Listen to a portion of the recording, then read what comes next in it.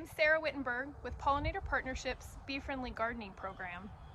We have about 4,000 native bee species in North America that employ two different mechanisms for nesting.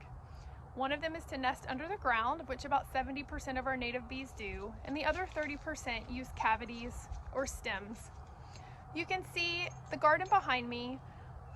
I am creating habitat for these bees to be able to safely spend the winter. Some bees, like bumblebees that nest under the ground, rely on fallen leaves to create insulation to protect them as they spend the winter. Another thing that you can do to help those stem nesting bees is don't clear away all of your spent flowers. Instead, cut those stems to varying lengths between 8 to 24 inches. That will provide them next spring perfect habitat for which they can come in and lay their eggs. When you clear away those stems, another thing that you can do is you can bundle them and place them safely in the marginal areas of your yard. That way, if there are any bees inside of them, they can safely emerge in the spring and go on to continue their life cycle.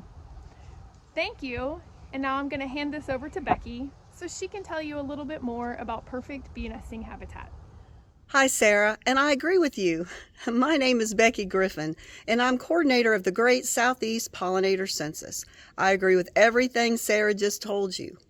Oftentimes, when flowering season's over, we get in a big hurry to make those garden beds look nice and neat for the winter, when actually, what the bees need from us is a little bit of messy. They appreciate the leaves being left, helping those bumblebee queens get through the winter.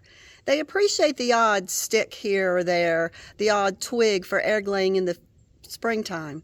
They also really appreciate those hollow-stemmed flowers. Things like goldenrod, Joe Pye weed, even some coneflower. Those tiny little openings are perfect nesting areas for many of our native bees. So when you get the urge to make things too neat, stay out of the garden. Leave those wonderful things that the bees can use to help conserve them and expand their populations.